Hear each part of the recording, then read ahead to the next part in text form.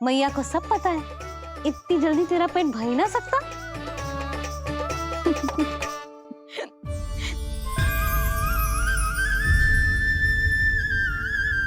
ये क्या है लल्ला? ये क्या था तेरे मुंह में, दिखा।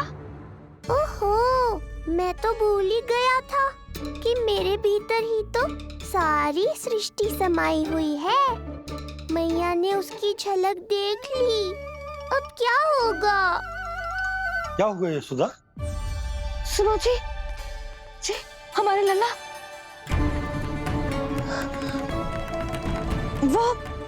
वो इसके मुंह में। क्या? भूल जाओ ना मैया, कुछ नहीं था मेरे मुंह में। लल्ला मुंह खोल के बाबा को दिखा। अरे क्या देख रही है उसके मुंह में? अवश्य ही मेरा दृष्टि भ्रम होगा, किंतु ऐसा भ्रम। अरे बताओ ना यशोदा, या फिर मुहूर्त शीघ्र ना बताने की बात का प्रतिशोध ले रही हो तुम? ना ऐसी बात ना है। तो फिर बताओ ना क्या बात है? हाँ? मैंने लल्ला के मुंह में कुछ देखो। क्या देखो? अब फंस गया मैं। मैया बाबा को सब कुछ बता देंगी और राय का पहाड़ बन जाएगा। फिर कैसे संभालूंगा इन दोनों को? ऐसे लगो जैसे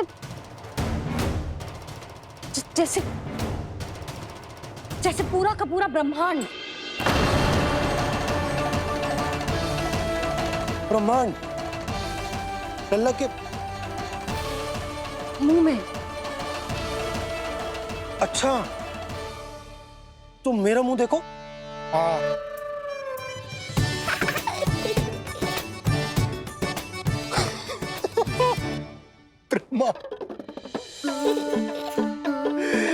यशोदा, मुझे पता था आप मेरा उपहास उड़ाओगे। अरे नहीं, तुम देखो तो सही।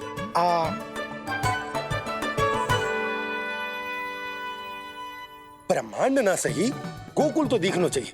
अरे गोकुल को राजा हूं मैं, है कि ना? है? देखो, अरे देखो। धन्यवाद बाबा, आपने इस बात को गंभीरता से नहीं लिया, इसलिए अब मैया भी नहीं लेंगी। आज तो बचा लिया आपने। आज के बाद ना आपको कुछ बताऊंगी ही ना। आप जाओ, नामकरण उत्सव की तैयारी करो। और हाँ, इस बार भी उत्सव छोटा ही करना है, जे तो मत ही बोलना आप। हाँ। अब इसे कैसे समझाऊं कि हम कोई भी उत्सव बड़ा ना कर सकते? व्यर्थ ही कंस की दृष्टि पड़ जाएगी हम पर।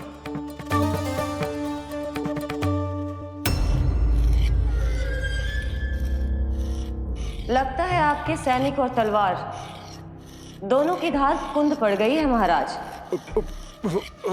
महाराज, मुझे भय था कि कहीं ऋषि गर्ग मुझे श्राप ना दे दे।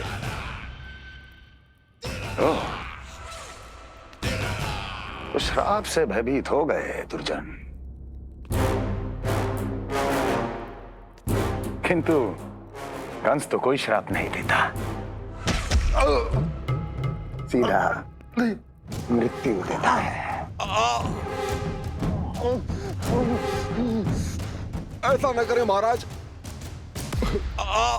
दया करें, दया निदान। यदि मैं उनकी इच्छा के विरुद्ध भीतर जाने की कोशिश करता तो जितनी सूचना मुझे मिली है उतनी भी नहीं ला पाता। तब आपको कैसे पता चलता महाराज कि आपकी बहन और बहनोई मात्र अपनी मृत संतानों के श्राद्ध के लिए वहां नहीं गए थे?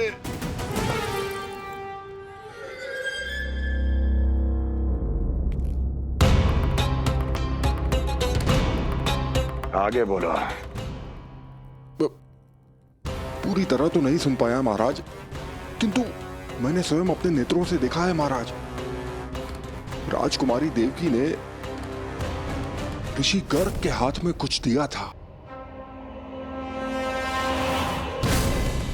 ये सत्य है महाराज, और ऋषि गर्ग ने उन दोनों को वचन भी दिया था।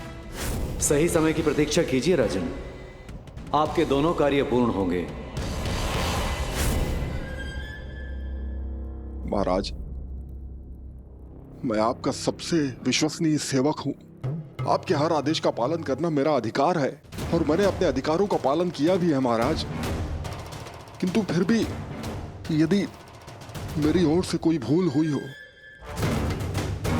मुझे क्षमा करे दयानिधान, मुझे क्षमा करे।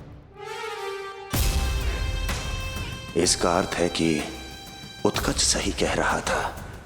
वो दोनों अवश्य ही कोई ना कोई षड्यंत्र रच रहे हैं मेरे विरुद्ध। समय आ गया है, अब मुझे किसी ऐसे की खोज करनी होगी जो उतना ही शक्तिशाली हो जितनी की मेरी ये तलवार।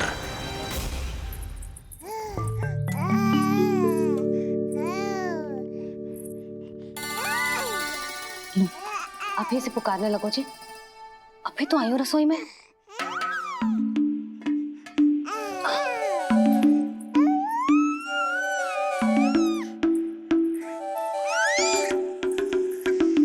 शीघ्र ही तुझे भी अपने बाबा का हाथ बटाना पड़ेगा, समझ रहे हो ना?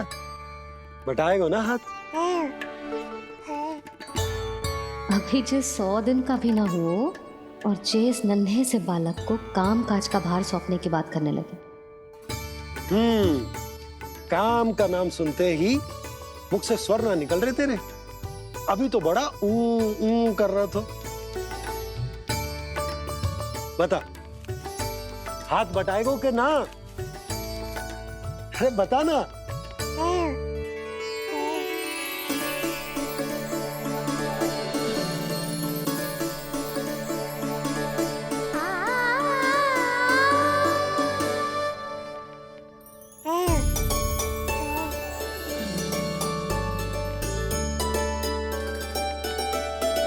कल तू पूरा 100 दिन को हो जाएगा लल्ला।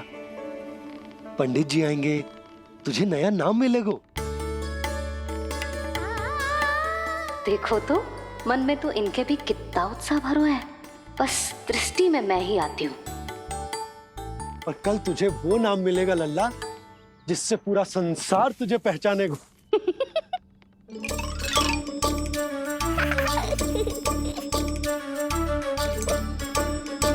अब लल्ला, कितना कार्य शेष है और तूने मुझे बातों में लगा लियो।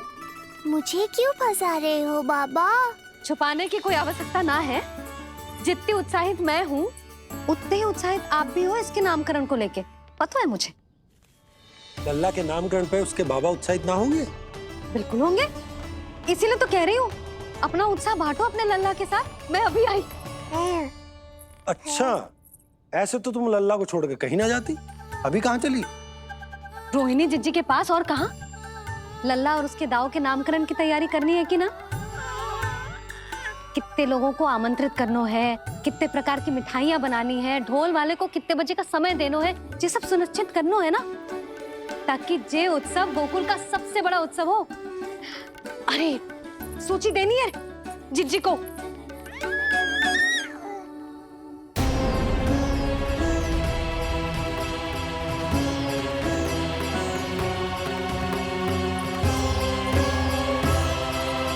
सबकी कोई आवश्यकता ना है। आवश्यकता ना है मतलब? कहना क्या चाहते हो आप? मैं ये कहना चाहता हूं कि यशोदा, सत्य तो ये है कि हमें दुख में ना अत्यधिक दुखी होना चाहिए और ना सुख में अत्यधिक उत्साहित। प्रसन्नता कितनी भी क्यों ना, हमें उत्सव संयम से ही मनाना चाहिए। इतने वर्ष संयम ही तो रखा था ना नंद जी। ये समय संयम का ना आनंद से बावले हो जाने का है। यशोदा, हम आयोजन छोटा ही करेंगे। मैं कुछ सोच समझ कर ही तो कह रहा हूँ। पर क्यों? मुझे भी तो समझाओ। हर बात समझाने की ना होती है यशोदा। अच्छा, पति पत्नी में भेद हो तो है? ठीक, मैं कोई भेद ना रखूं। जो भी अब तक मैंने तुम्हें ना बताया है वो सब बताऊं। ओहो, क्या कर रहे हो बाबा? कंस के बारे में कुछ बता मत देना मैया को। वो मंगला है ना, उसने आज शाम को ही बछड़ा दियो और भात पत का मांस लगभग बीतने को ही है, तो धीरे धीरे शरद ऋतु आ जाएगी, दूध की हानि भी कम हो जाएगी। हाँ? और वो सरजू है ना, उसको बैद जी ने पूरे पखवाड़े का विश्राम के लिए कहा है। क्यों? क्योंकि वो ठाट से गिर गए थे और गिरते समय उसे भीतरी चोट लग गई थी। अरे और... बस बस बस, ये सब मुझे क्यों बता रहे हो? इसका नामकरण से क्या संबंध? तुम्ही ने तो कही ना कि पति पत्नी के बीच में कोई भेद ना होता। तो मुझे जो भी बात पता है मैं तुम्हें बताऊंगा। कितनी समझदारी से बात बदल देते हो आप, और भोली भाली मैं आपकी बातों में आ जाती हूँ और इस सब में असली बात तो रह ही जाती है। किंतु आज बात मेरे लल्ला की है। उत्सव तो विशाल ही होगा और इस बारे में कछु और ना सुनूंगी मैं। आप लल्ला का ध्यान रखो, मैं जा रही हूँ रोहिणी जीजी के पास। यशोदा,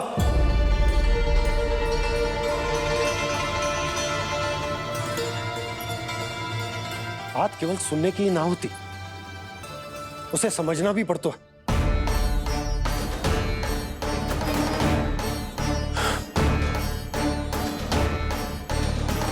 विश्वास है ना मुझ पर? मैं कुछ सोच समझ कर ही कर रहा हूँ ना। उत्सव तो छोटा ही होगा।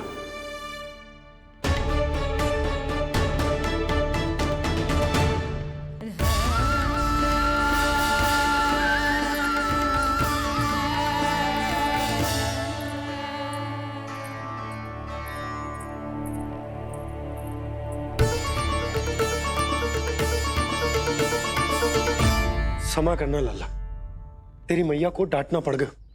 आपको मेरी सुरक्षा की चिंता है बाबा, समझता हूँ मैं, इसलिए आपने ये निर्णय लिया है। समझ में नहीं आता, कब कौन सा निर्णय क्यों लेते हैं आप? यदि कंस को समझना इतना आसान होता तो कंस नहीं होता। ये नया सिंहासन उसके लिए है जो मेरा विश्वास पात्र बनेगा। मेरे दाहिने हाथ की तरह मेरे मन के सबसे निकट होगा वो। मंत्री परिषद में विशेष स्थान की प्राप्ति होगी। मेरे बाद पूरे राज्य के लिए उसी का वचन होगा। शासन। किंतु ये अधिकार केवल उसे प्राप्त होगा जो मेरी परीक्षा में उत्तीर्ण होगा। मेरा सबसे महत्वपूर्ण कार्य करेगा वो। इसलिए जाओ, कह दो सभी बाहुबलियों को, महाबलियों को, दैत्यों को, दानवों को, प्रेतों को, पिशाचों को, सभी को ये सूचना दे दो ना ना ना ना, सूचना नहीं, चुनौती दो कि यदि साहस है तो आए, मेरी परीक्षा में उत्तीर्ण हो और इस सिंहासन पर बैठने का अधिकार प्राप्त कर ले। जाओ। और हां, ये अवश्य कहना कि केवल वही आए जिनके हृदय में साहस का ज्वालामुखी धधकता हो, जिनकी तलवारें पर्वतों का सीना चीरने को व्याकुल हो, जिनकी संकल्प शक्ति इतनी दृढ़ हो कि मृत्यु से टक्कर ले लें। कायर नहीं चाहिए मुझे। जाओ। महाराज, आप जिसे भी ये विशेष पद देंगे, भविष्य में यदि वही हमारे शीश पर बैठ गया तो क्या करेंगे आप? पहले ऐसा कोई योद्धा सामने तो आए अस्ति जो उस विष्णु के अवतार का संहार कर सके।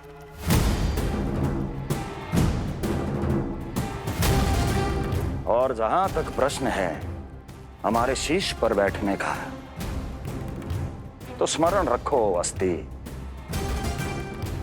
कंस को अच्छी तरह आता है ऐसे दुस्साहसियों को बीच दरबार में खड़ा करके अपनी उंगलियों के संकेत पर नृत्य करवाना। ता दीर्घ ता।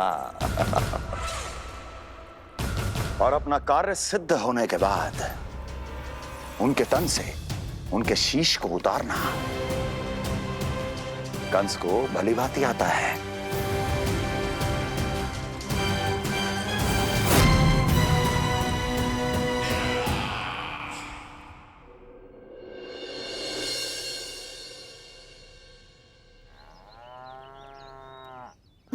पूरे 100 दिन का होगा हुआ तो लल्ला, कम से कम 100 व्यक्ति तो आने चाहिए थे ना तेरे और तेरे दाऊ के नामकरण में। हाँ, अब तुम मुस्कुरा क्या रहो है? तू ही बता, जे भवन देख के लग रहा है कि यहाँ कोई उत्सव है? बिना अतिथियों के कैसा उत्सव और कैसा आनंद, तू ही बता। पर मैं करूं भी तो क्या? पता है लल्ला, मुझे तो लग रहा है तेरे बाबा ना कंजूस होगा है। नहीं तो भला और क्या समस्या हो सकती है उन्हें बड़े आयोजन से? अरे गोकुल के राजा का लल्ला है तू, राजकुमार। यदि तेरा आयोजन बड़ा ना होगो तो भला किसका होगो?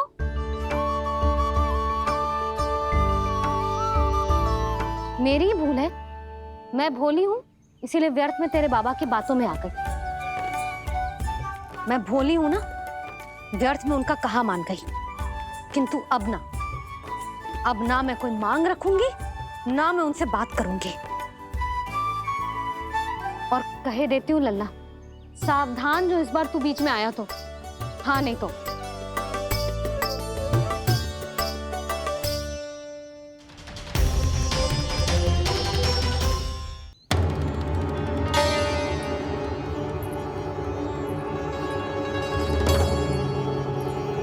क्या होगा? हाँ, सब ठीक तो है ना? आप इतनी चिंता में क्यों हो जी? कोई बुरी सूचना तो ना मिली? अब जे मत ही कहना कि जे भी मुझसे छुपाना पड़ेगा। जो भी है मुझे बताओ। पंडित सदानंद जी महाराज वो नामकरण के लिए ना आ सके। उनकी बिटिया के पांव भारी, उसे लिवाने वो समझाने गए। ये तो शुभ समाचार है।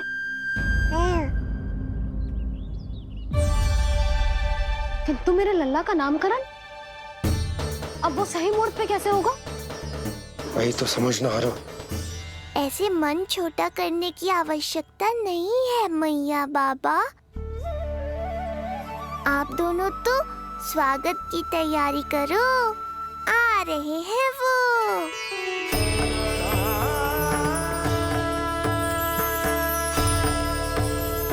लो, आ गए वो जिनकी मुझे प्रतीक्षा थी। आप दोनों व्यर्थ ही चिंता कर रहे थे।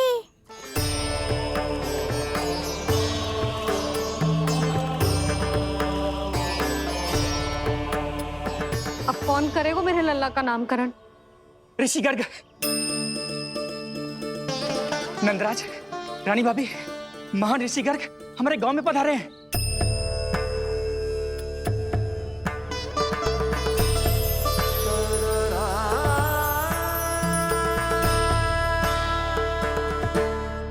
ऋषि गर्ग गोकुल में? हाँ नंदराज, और कह रहे थे उन्हें यादव राज वासुदेव जी ने भेजो है रानी जी के पास। अरे तो तुम लोग खड़े खड़े क्या देख रहे हो? जाओ उनके सत्कार की तैयारी करो। जी यशोदा, उनके स्वागत की तैयारी करो। सुनो जी, वो तो यादवों के कुलगुरु है ना, रोहिणी जीजी के यहाँ हैं, हमारे यहाँ आएंगे। आप देखती जाओ मैया, वो सीधे हमारे घर ही आएंगे।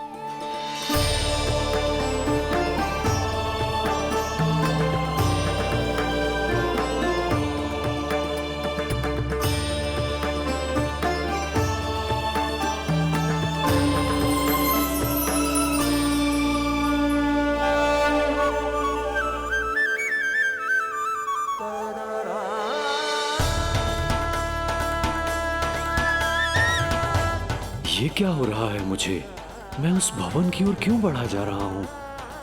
क्योंकि आपके यहाँ आने से ही मेरी मैया बाबा की चिंता समाप्त होगी ऋषिवर। ये बात तो मैं न जानता, परंतु मुझे जाकर उनको स्वागत करना चाहिए।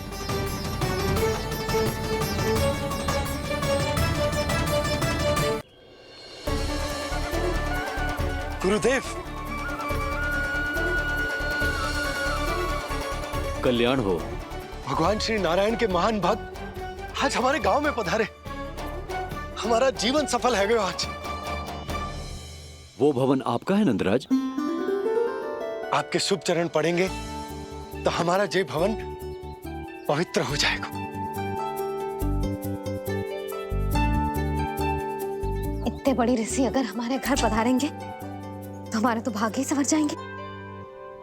मैया आपके दर्शन को तरस रही है ऋषिवर।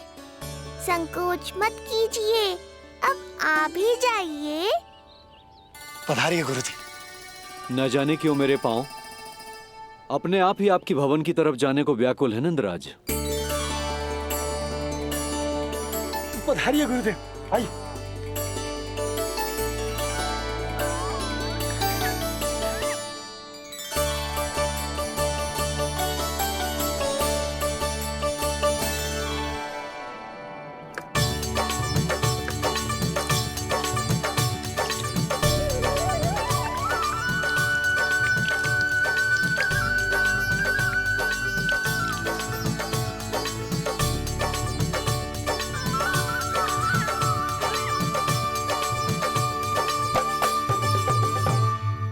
कल्याण हो। पधारिए।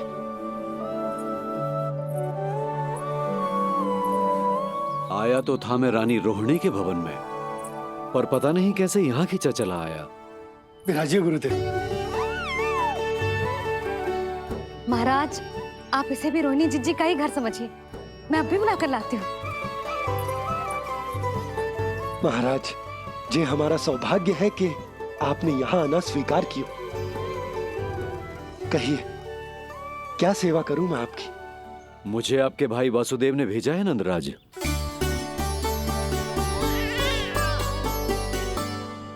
प्रणाम गुरुदेव। स्वामी जी ने आपसे इतनी दूर आने का आग्रह किया है।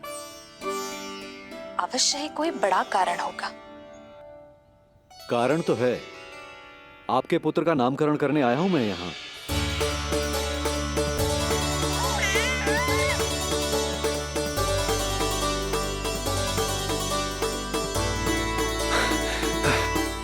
ऋषिवर, तब तो आप अत्यंत ही शुभ दिन पधारे। आज का ही मुहूर्त निकलो है भाभी के लल्ला और हमारे लल्ला के नामकरण के लिए। परंतु पंडित जी गांव से बाहर हैं, इसीलिए आप। अब तो आप यहाँ आ गए हो, आप हमारे भी लल्ला का नामकरण कर दो ना। पुत्री, ये क्या कह रही हो तुम?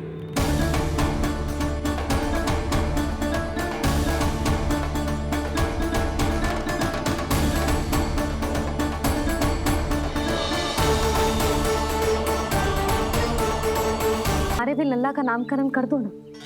पुत्री, ये क्या कह रही हो तुम? विनती कर रही हूँ, और मेरी जे आग्रह अस्वीकार मत ही करो। आप दोनों भाइयों का नामकरण एक साथ हो जाएगा।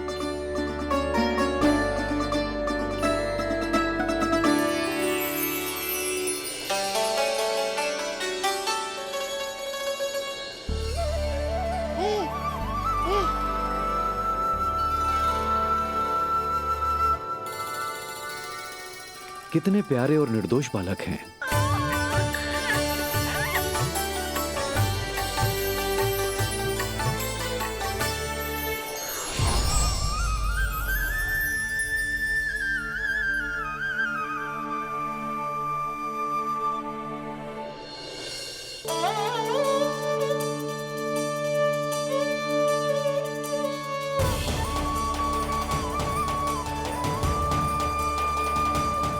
इन दोनों को देखकर गुरुदेव की आंखों में आंसू क्यों आ गए?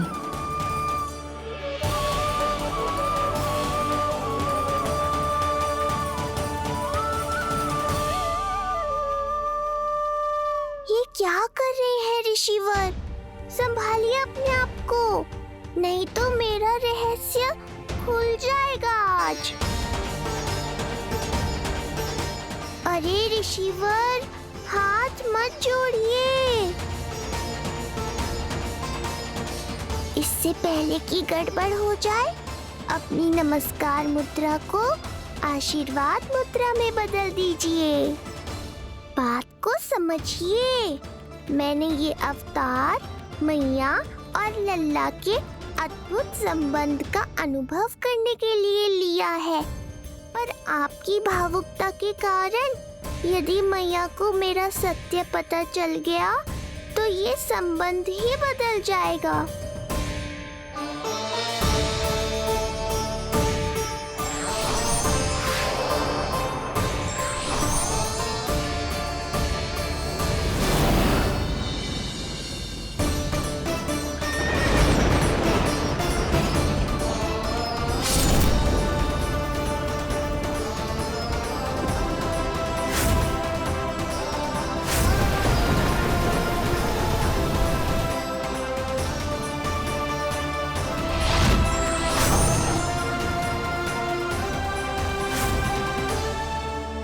अब आप सब कुछ जान चुके हैं ऋषिवर, इसलिए अब मेरे सामने हाथ जोड़कर मेरे सत्य को उजागर मत कीजिए। अपने शिष्य वसुदेव के पुत्र के रूप में मुझे आशीर्वाद दीजिए।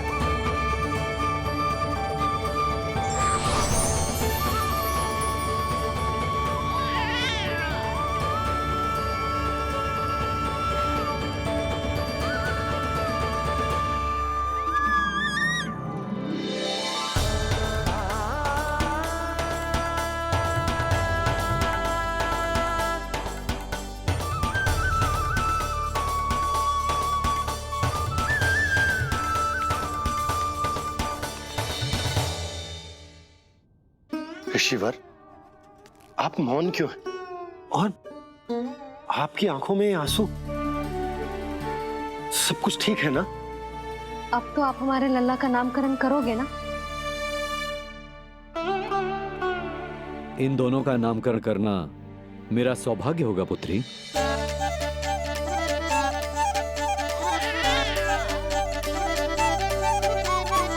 परंतु ये गोपनीय रूप से करना होगा।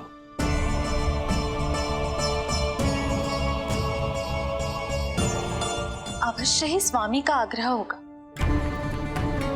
ताकि कंस की बुरी दृष्टि हमारे पुत्र पर ना पड़े।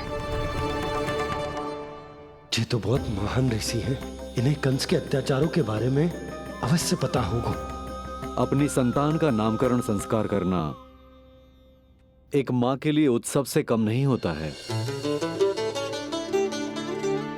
पर यह छुपकर करना होगा। आप दोनों को स्वीकार तो है ना? जैसी आपकी आज्ञा गुरुदेव। स्वीकार है गुरुदेव। तो फिर कहाँ करना है हमें नामकरण का प्रबंध? गुरुदेव, मंदिर सही रहेगा? उससे पवित्र स्थान तो हो ही नहीं सकता है। ऋषिवर, आप तनिक विश्राम कीजिए, हम लोग प्रबंध करते हैं। मैं कुछ समय इन बालकों के साथ व्यतीत करना चाहूंगा। ये तो इनका सौभाग्य होगा। हमें आज्ञा दीजिए।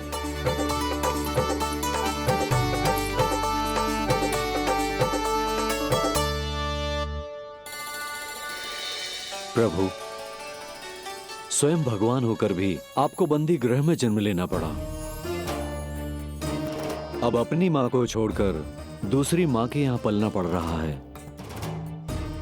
जब से गोकुल आए हैं छुप छुप कर रहना पड़ रहा है।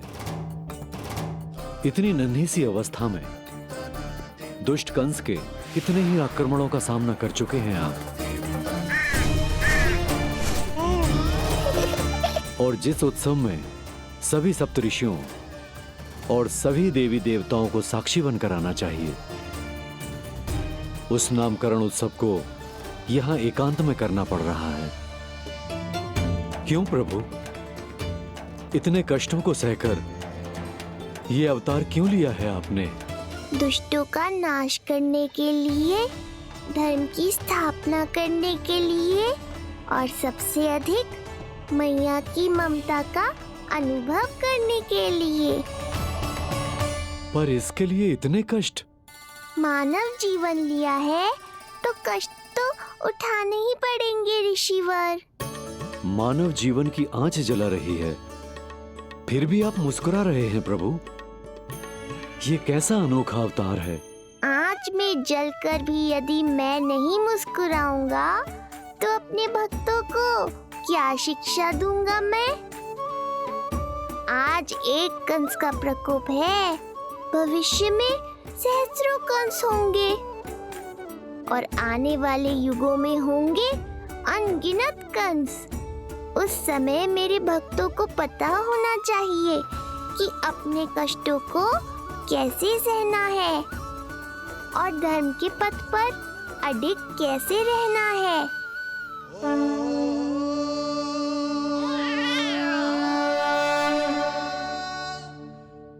आप धन्य हैं प्रभु। देखा अस्ति, जब सिंह दहाड़ता है तो वन के सभी जीव जंतु इकट्ठे हो ही जाते हैं। वो सब जो मेरा विश्वास पात्र होने का अधिकार और ये सिंहासन पाना चाहते हैं, सामने आए। बुद्धि के बिना बल अपंग होता है महाराज, और मेरे पास बुद्धि और बल दोनों हैं। आप केवल आदेश दीजिए किसका संहार करना है।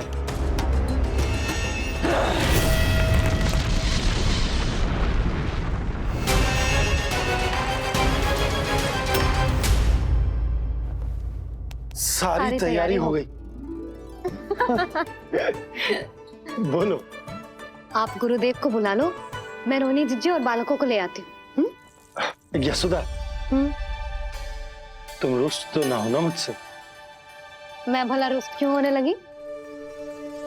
नहीं, तुम जो उत्सव बड़े धूमधाम से करना चाहती थी और बहुत प्रसन्न हूँ मैं कि हमारे लल्ला का नामकरण स्वयं ऋषि गर्ग पूरे विधि विधान से कर रहे हैं। मैं समझ गई, उत्सव बड़ा हो या ना हो, प्रसन्नता बड़ी होनी चाहिए। अरे मैं तो इतनी उत्साहित हूँ कि दोनों भाइयों का नामकरण आज के शुभ मुहूर्त पे हो रहे हैं। तो इससे पहले जो बीत जाए, जाओ। आप भी बुला लो।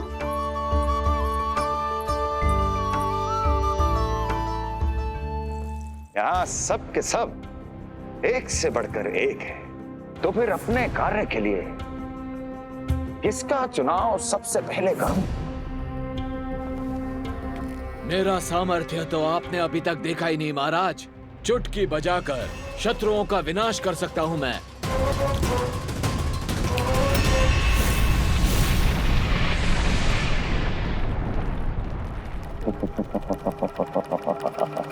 वाह! किंतु आपने तो बताया ही नहीं कि करना क्या है। वध करना है, एक नवजात बालक का वध। उसे साधारण बालक मत समझना। गोकुल में नंद के घर पल रहा वो बालक विष्णु का अवतार है।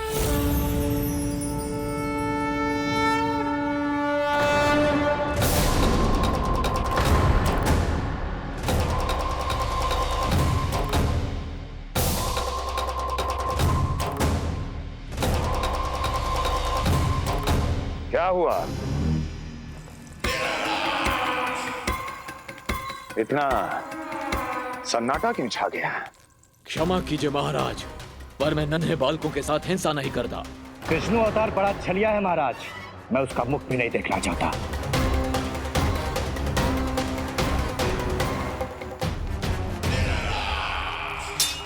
जाने दो इन्हें।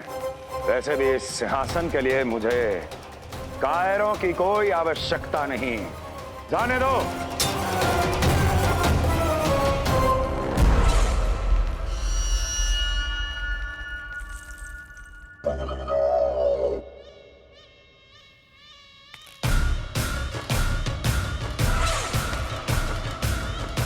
दुर्जन, क्या कहा था मैंने कहा था केवल वही आए जिनके हृदय में साहस का ज्वालामुखी धधकता हो, जिनकी तलवारें पर्वतों का सीना चीरने के लिए व्याकुल हो, जिनकी संकल्प शक्ति इतनी दृढ़ हो कि वो मृत्यु से टक्कर ले जाए।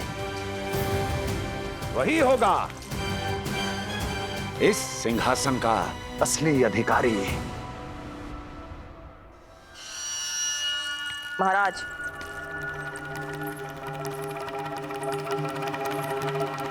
ना तो आपके दिए इस सम्मान का कोई मूल्य रह गया है और ना ही आपके भय का।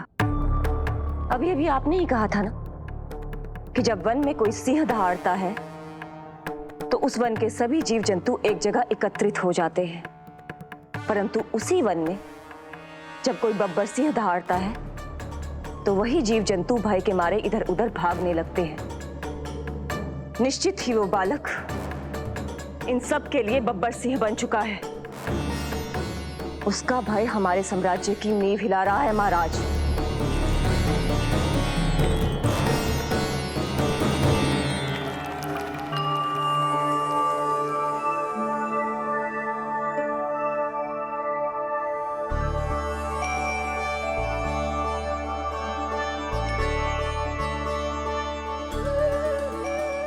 हे नारायण, मेरा मार्गदर्शन कीजिए।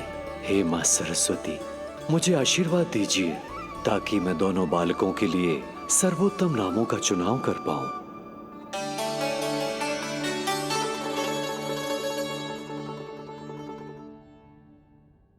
आपके पुत्र को बड़े भाई के कर्तव्य का निर्वाह करना है और इस दायित्व को प्रभु श्री राम से अच्छा किसने निभाया है?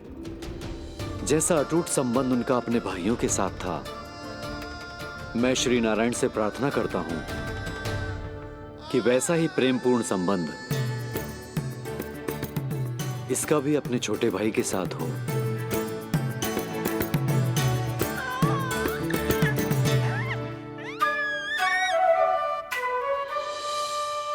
इसीलिए इसका नाम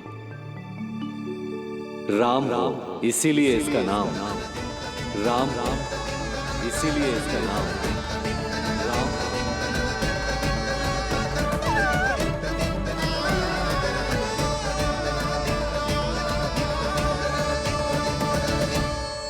बड़े भाई में आदर्श, न्याय, संकल्प बल के साथ साथ शारीरिक बल भी होना चाहिए। मैं देख पा रहा हूं ये बालक इन सब बलों के लिए जाना जाएगा। इसलिए जो नाम इसके व्यक्तित्व के लिए सबसे उचित है वो है बलराम। बलराम, बलराम।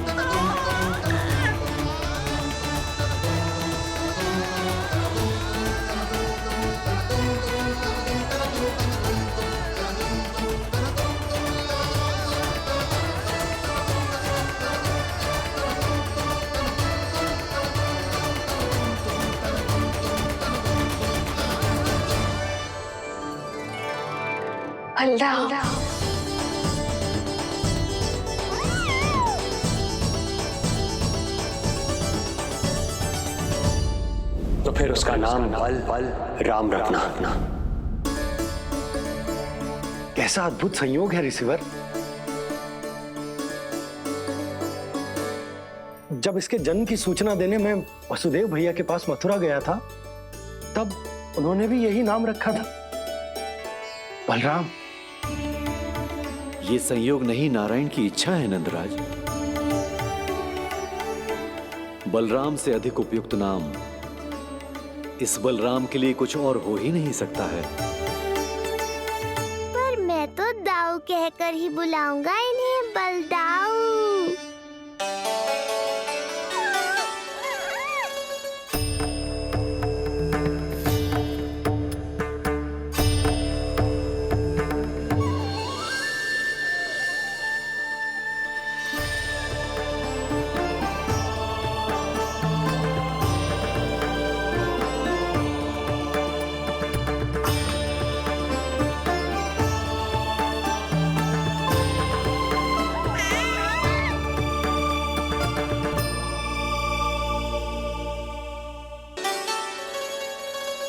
सुना पुत्र, आज से तुम्हारा नाम होगा बलराम। बलराम बलराम।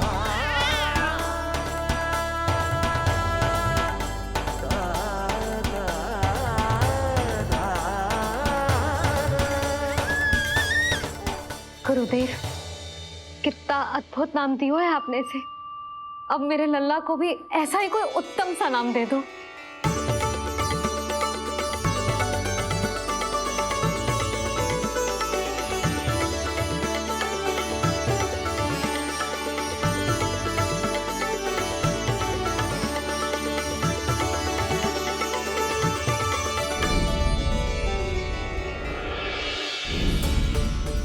ये कठिन दायित्व आपने ही मुझे सौंपा है प्रभु, इसे निभाने की क्षमता भी आप ही दीजिए।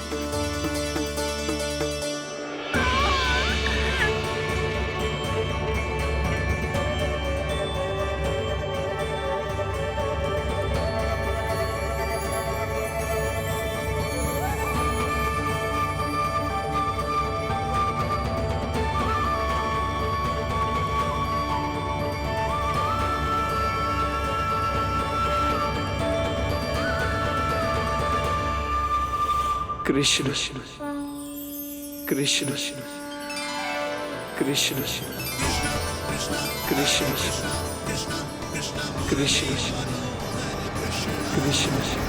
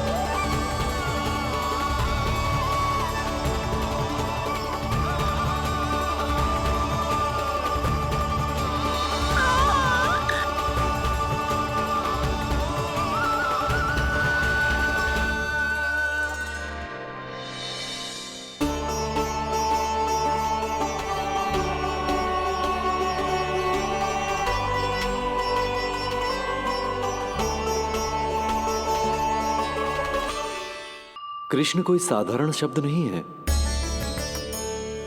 ये अनेक विशेषताओं से भरा हुआ है। क बना है कमलकांत से, अर्थात वो जो श्रीपति विष्णु जैसा हो।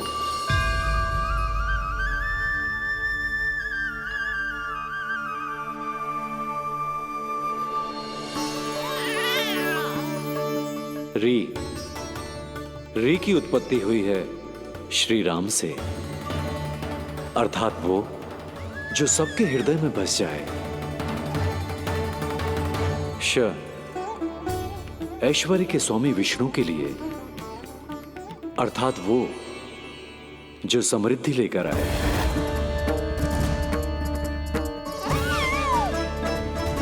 और ना है नरसिंह के लिए, अर्थात वो जो रक्षा करे। और अंत में आकार की मात्रा सूचक है अग्निदेव का, अर्थात वो जो स्वयं तप कर सबको पवित्र कर दे।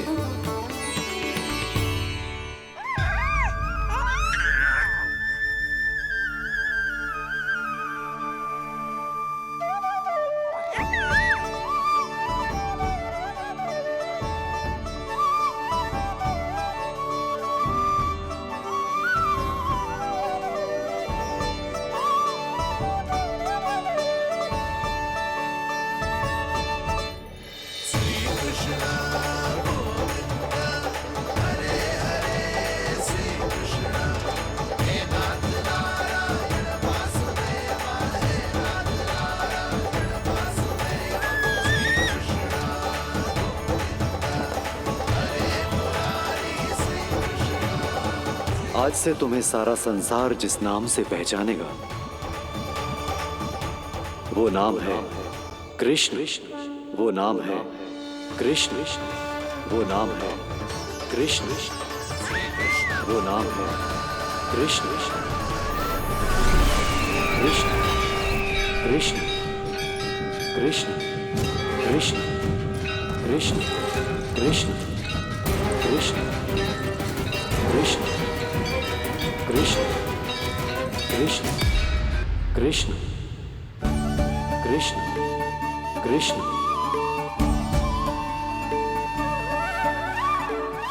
यशोमती मैया के नंद लाला, यशोमती मैया के नंद लाला।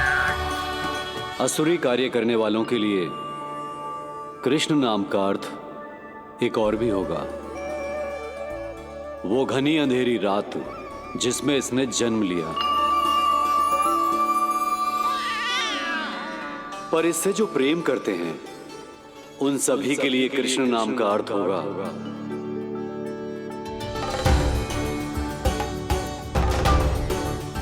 अतुलनीय सुंदरता और अथाह प्रेम।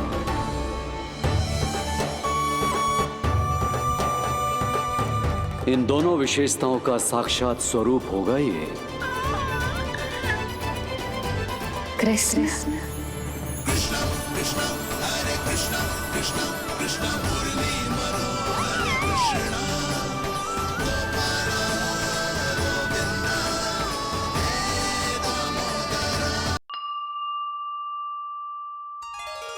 कृष्ण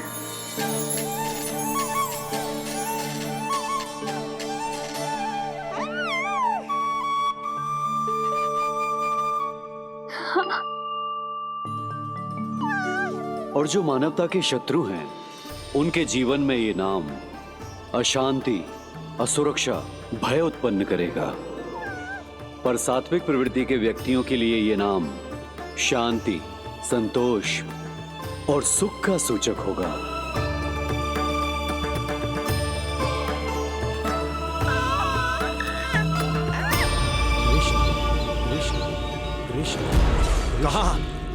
कहां से आ रही है ये ध्वनियां? कहां से आ रही है ये ध्वनियां?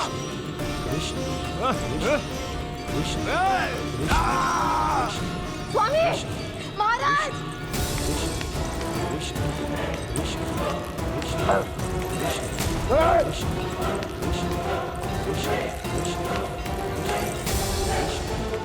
कैसी ध्वनि महाराज?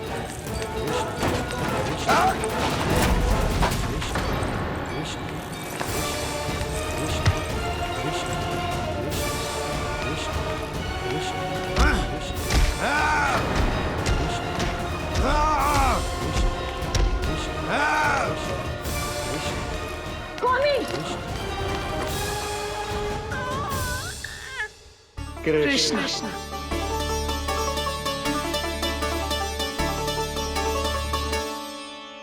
कृष्ण जे नाम अनंत काल तक स्मरण किया जाता रहेगा, जय तेरी मैया का आशीर्वाद। संसार मुझे कृष्ण बुलाए या नीलमणि कहकर पुकारे, मैं रहूंगा तो बस यशोमती मैया का नंद लाला। यशोमती मैया के नंद लाला, यशोमती मैया के नंद लाला।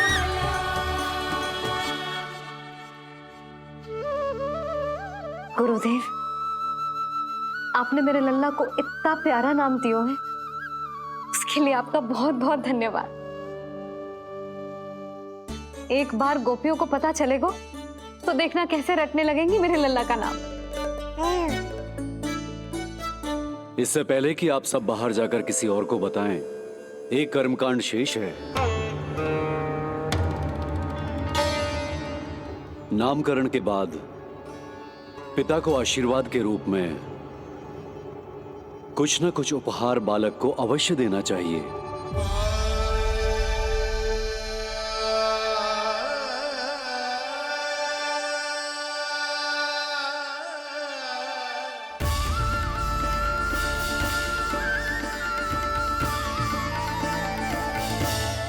मैं क्या दूं?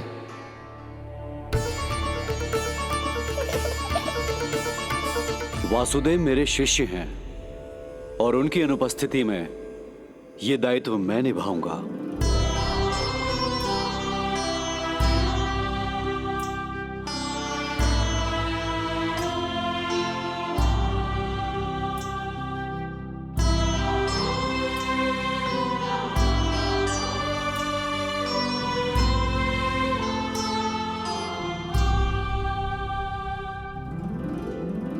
इसे अपने पिता की ओर से स्वीकार करो पुत्र।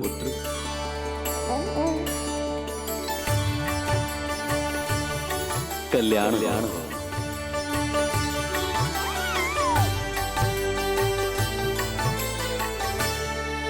क्या दूं मैं इसे?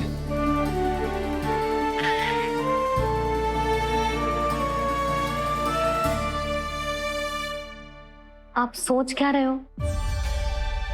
आशीर्वाद दो ना अपने कृष्ण को। अच्छा, सोच रहा हूं कि लल्ला को क्या दूं?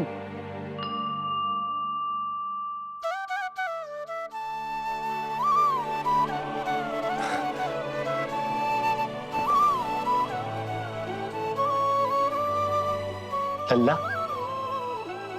तू स्वयं ही बता दे, तुझे क्या चाहिए?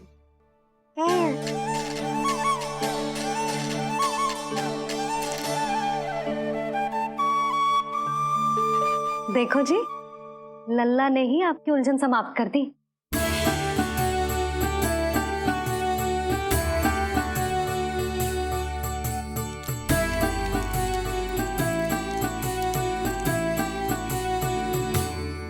मेरा आशीर्वाद कि तेरा जे नाम कृष्ण तेरी प्रजा के लिए बहुत हितकारी हो। गुरुवर, आप भी इसे आशीर्वाद दें।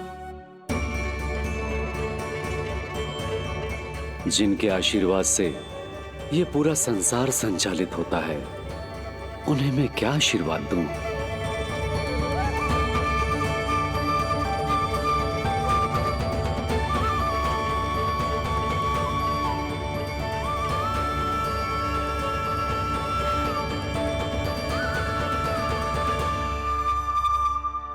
आपने तो मुझे मेरा नाम दिया है ऋषिवर। ये तो मेरा सौभाग्य था प्रभु कि आपने इस कार्य के लिए मुझे चुना। पर आपका कार्य अभी समाप्त नहीं हुआ ऋषिवर। एक विनती और है मेरी। आज्ञा दीजिए प्रभु, क्या करना होगा मुझे? बाबा को मेरी वास्तविक पहचान बतानी होगी आपको, और इन्हें इस बात के लिए मनाना होगा कि ये मैया को कभी भी मेरा सत्य पता ना चलने दे। पर प्रभु, मैं ये कैसे कर पाऊंगा? आप ही कर पाएंगे ऋषिवर, क्योंकि अब आप इस कृष्ण अवतार के मुख्य उद्देश्य को जानते हैं। बंद करो, बंद करो ये ध्वनिया। कौन सी ध्वनिया? ये ध्वनिया बंद करो, बंद करो।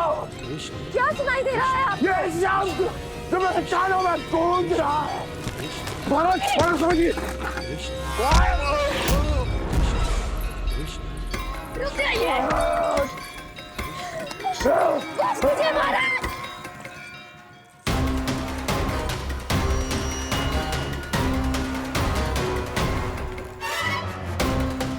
आप भूल रहे हैं कि आप मथुरा नरेश है, कंस है आप।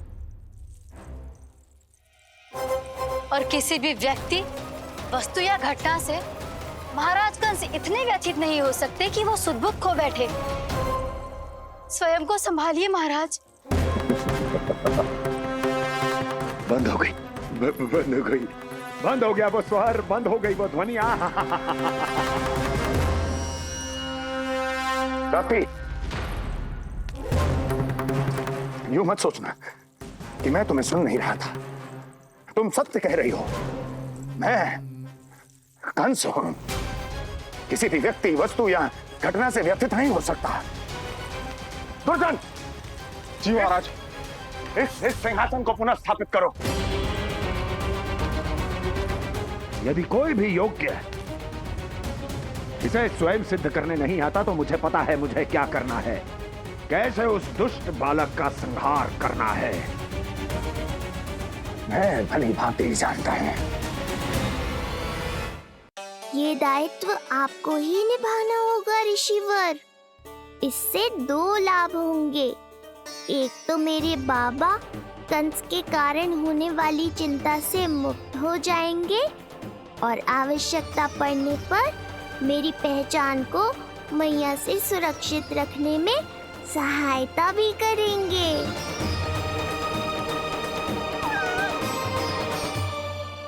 नंदराज, अब बलराम और कृष्ण दोनों को भूख लग गई होगी।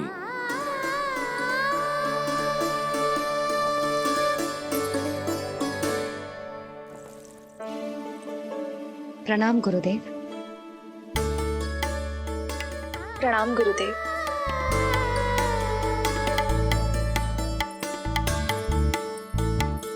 गुरुदेव, अब आप भी विश्राम कर लीजिए। नहीं नंदराज, मुझे शीघ्र ही मथुरा पहुंचना है। राजा वासुदेव और रानी देव की मेरी प्रतीक्षा कर रहे होंगे। पर इससे पहले कि मैं जाऊं, मुझे आपको कुछ बताना है।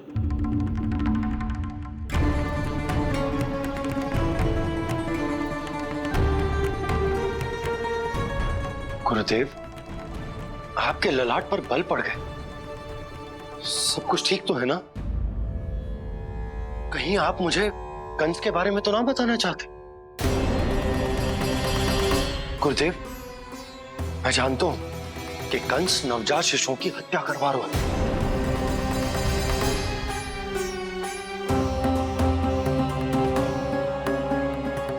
कंस नहीं, कृष्ण के बारे में कुछ कहना है मुझे।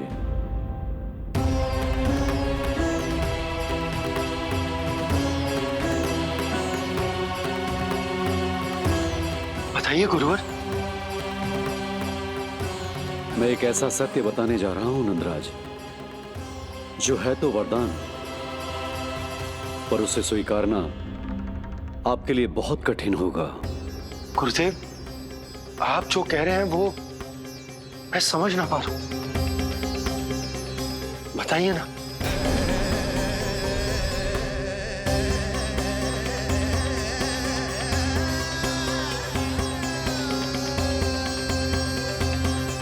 बताइए ना गुरुवर।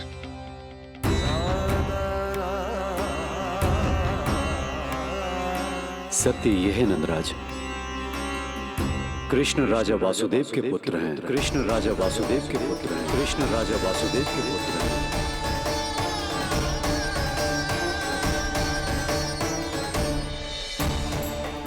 और वो कोई साधारण बालक नहीं है,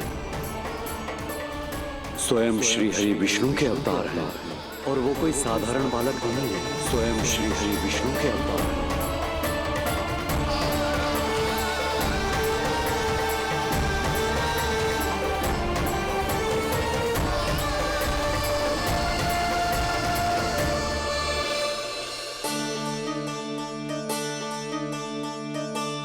कछु विचित्र लग रहा है। कौन हो तुम? मैं हूं श्री विष्णु का अवतार। कैसे संभव है गुरुदेव? वो तो नन्हा सा बालक।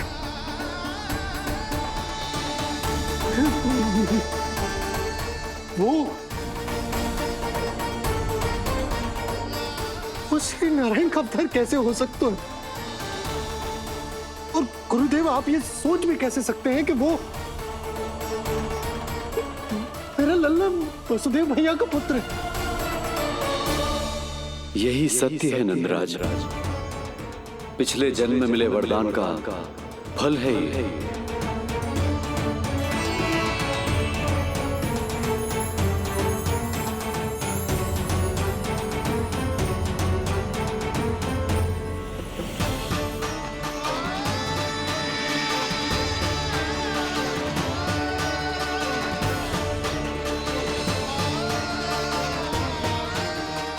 मैं आपकी संतान के रूप में अवश्य आऊंगा, किंतु उसके लिए आपको मेरे अगले अवतार के बाद एक और अवतार की प्रतीक्षा करनी होगी, क्योंकि अगले जन्म के लिए मैं पहले ही ये वरदान माता देवकी को दे चुका हूं। इस समय मैं विवश हूं, किंतु मैं आपको वचन देता हूं, आपकी संतान बनकर अवश्य आऊंगा, मैं अवश्य आऊंगा। प्रभु, श्रीहरि को अपने सामने देखकर मेरी व्याकुलता का बांध टूट गया है। 2 जन्म बहुत बड़ा समय होता है स्वामी। अपने पुत्र के रूप में हरि को गोद में खिलाने के लिए अब मैं और 2 जन्मों तक प्रतीक्षा नहीं कर सकती। धरा!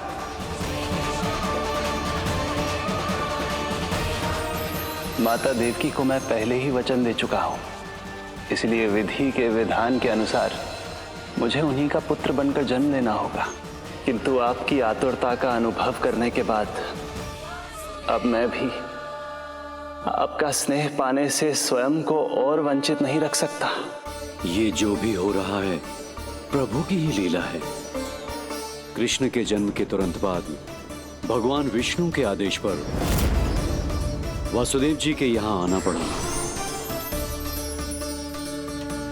और आपकी और रानी यशोदा की पुत्री को अपने पुत्र के साथ बदलना पड़ा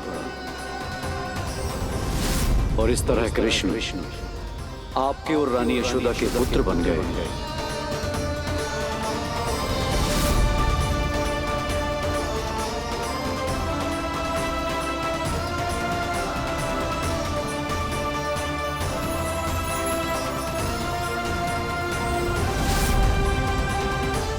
आपने सही कही थी गुरुदेव, जिस सुनने में तो वरदान ही लगता, पर इसे स्वीकार करना होता ही कठिन। जब यशोदा को इस बात का पता चलेगा तो उसे कैसा लगेगा? अपने नाम का अर्थ अच्छे से सुनो है ना तूने? उसका हर एक अक्षर भगवान श्री नारायण से संबंधित है, जैसे उन्हीं का स्वरूप है तू। बस मैया, ये सत्य आपसे छुपा रहे, इसी कारण बाबा के लिए ये जानना आवश्यक है। फिर चाहे इसे स्वीकार करना उनके लिए कितना भी कष्टदायक क्यों ना हो। नहीं नंद, ये सत्य उन्हें आप नहीं बताएंगे। स्वयं प्रभु ने मुझसे कहा है किसी और प्राणी को इसके बारे में भनक तक नहीं लगनी चाहिए, और रानी यशोदा को तो बिल्कुल नहीं। गुरुवर, कंस के आक्रमणों की जानकारी यशोदा से पहले ही छुपा कर रखना कठिन था। अब इतना बड़ा सत्य मैं यशोदा से कैसे छुपाऊंगा? आपको छुपाना ही होगा नंदराज, यही प्रभु की इच्छा है।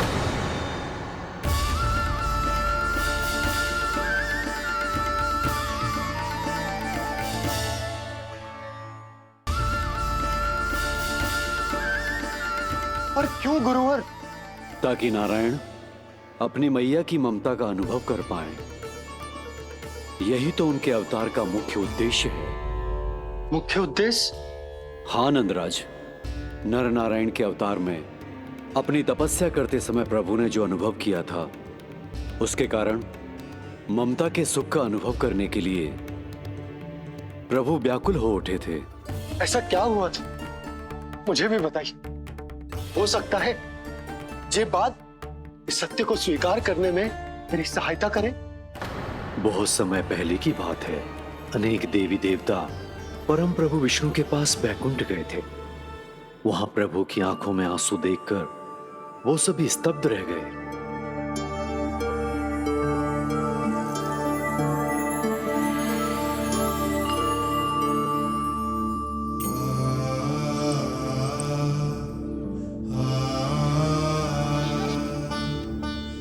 प्रभु, आपकी आंखों में आंसू?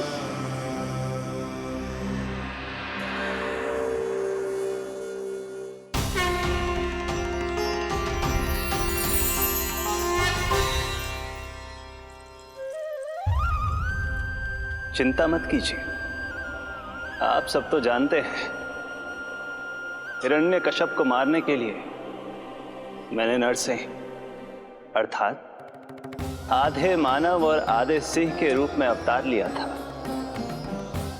उस राक्षस का वध करने के बाद नर और सिंह दोनों भागों ने अलग अलग होकर नर और नारायण के रूप में पुनः जन्म लिया। वर्तमान में वो दोनों बद्रिकाश्रम में तपस्या कर रहे हैं।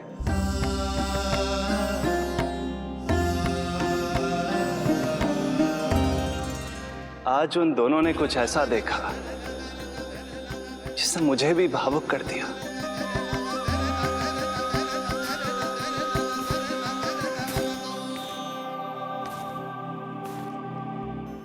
सखा, ये युवक कौन है? निकट के एक गांव के धनी व्यापारी का पुत्र है ये। प्रत्येक संध्या वन के उस पार ये अपनी प्रेयसी से मिलने जाता है और फिर रात्रि भर उस नर्तकी के साथ सहवास करने के बाद सुबह अपने निवास को लौट आता है। यदि यही इसका नित्य क्रम है तो फिर आज ये इतने तनाव में क्यों है?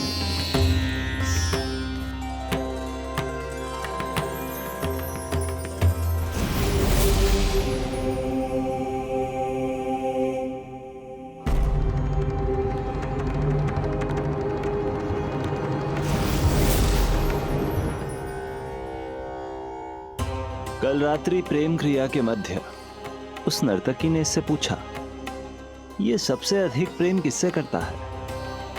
जब इसने कहा तुमसे, तो वो बोली, तुम्हें अपने प्रेम को सिद्ध करना होगा। अपनी मां के हृदय को उसके तन से अलग कर मुझे सौंपना होगा। मां का हृदय?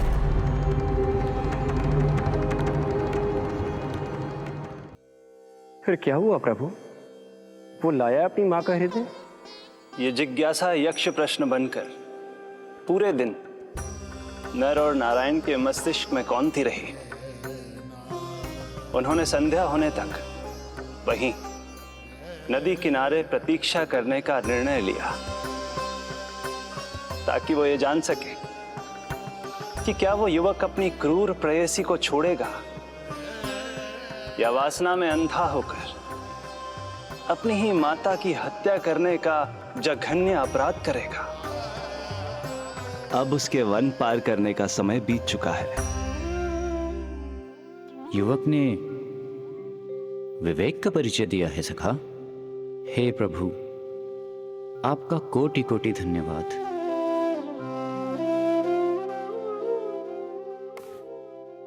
सखा,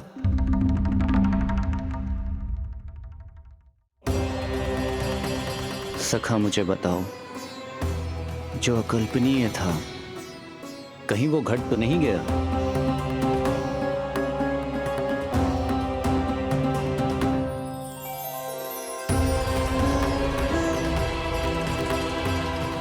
जब इस युवक की मां को इसकी प्रेयसी की क्रूर मांग के बारे में पता चला तो जो उसने किया वो इस समस्त संसार में केवल एक मां ही कर सकती है।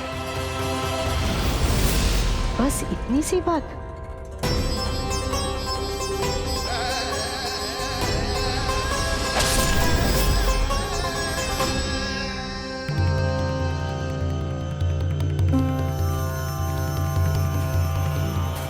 संभाल के मेरे बेटे, कहीं चोट ना लग जाए तुझे। संभाल के मेरे बेटे, कहीं चोट ना लग जाए तुझे।